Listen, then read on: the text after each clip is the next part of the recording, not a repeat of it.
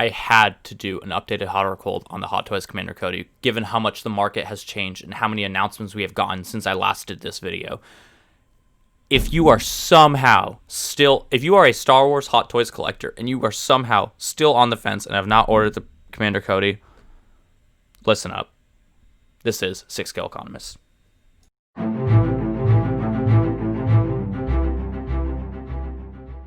What is going on, dude? Welcome to another video. This is 6 Scale Economist. In today's video, we're doing an updated hot or cold investment analysis on the Hot Toys Commander Cody. For these updated ones, I'm going to be focusing more on an investment perspective for these figures, given that you guys probably already, if you guys have already seen my other video, then you probably know how I think about it from a collection perspective. It doesn't, that aspect of my analysis doesn't really change for updated videos. It's just more about from an investment perspective. Look, the market has changed. We are in a different time now than when this figure was first announced. When this figure was first announced, it was really cool, right? You know, you can pair it with your Obi-Wan, you can pair it with your Anakin. We're getting teased on an airborne trooper. Like, that would look pretty cool, the airborne trooper. Like, you could get a pretty cool Revenge of the Sith look with, you know, Revenge of the Sith collection with this Cody added. The game is different now. The Clone Wars license is owned by Hot Toys. Hot Toys is pumping out new figures for the Clone Wars line with realistic looks that are going to go perfectly with this Cody.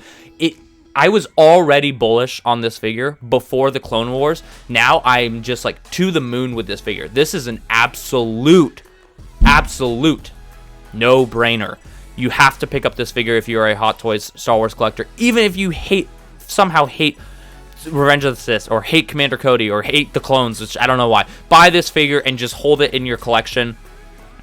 This figure is going to do fantastic from an investment perspective. The one thing that could hurt this figure is oversupply, but as I have grown more into doing investment analysis and looking at the overall broader market of Star Wars, different figures like Darkseid Anakin and Boba Fett have really convinced me that the power of demand just cannot be understated. And when you can have Boba Fett, as I've said so many times, and when you can have Boba Fett have so many issues and so much reissue and so many different versions and still go for, you know, 1.75x in the secondary market of what he retailed for, Commander Cody, no matter how much that they oversupply this figure, even if this thing sits in stock for a year and a half, once this figure sells out, it is going to do fantastic in the investment perspective.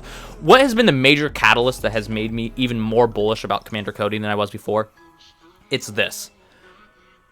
Star Wars Hot Toys is pumping out Clone Wars figures. They've made that very apparent to us. With the 501st Trooper, with Ahsoka, it sounds like we're going to be getting a lot more clone troopers as time goes for Clone Wars. Think about what clones they're going to be releasing. They're going to be releasing, they've already released the 501st. I'm sure we're not too far from us getting a 212th, Wolfpack, Commander Gree, Commander Bly, all these different battalions. We're getting all these clones, but where are the commanders? What about in 2 years down, say in 2 years we get, the Wolfpack troopers. But where are the commanders? Well, the commanders might be coming out around the time that those troopers are coming out, but how about the 212th? You know, how about if they announce the 200, say they announce the 212 figures in a month at New York Comic Con, and those figures aren't going to be available for sale for like what, a year and a half maybe.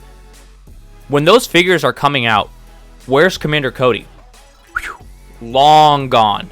I mean, that figure's got to be long gone at that point, long gone, sold out.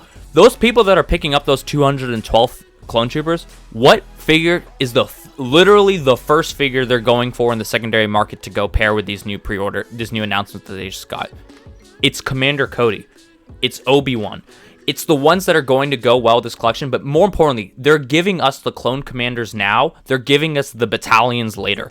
You do not want to miss out on the commanders now, because these are the ones that are going to be highly in demand by the time those clone troopers come out. Because you can bet your bottom dollar, if somebody's going out and they're picking up 4 212 troopers, you know, whenever that thing gets released, say in 2 years, you know, if they're willing to spend $1,000 on 212 clone troopers, they're definitely going to be willing to spend $400 to go pick up Clone Commander Cody, because maybe they slept on it, or maybe they missed out on it, or maybe they weren't collecting it, but now they know they definitely need it.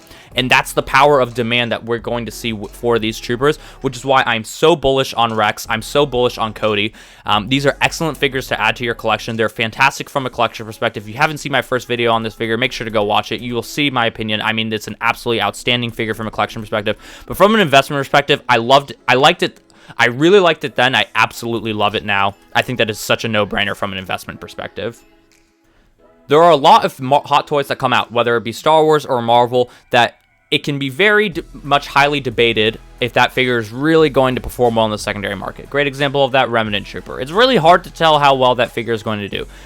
You get a lot of opportunities, though, with Star Wars where you know a figure is going to do well in the secondary market. This figure is never going to sniff retail once it sells out. Never. You have no downside with this figure. If you haven't ordered this figure yet, just do yourself a favor. Already go ahead and order it.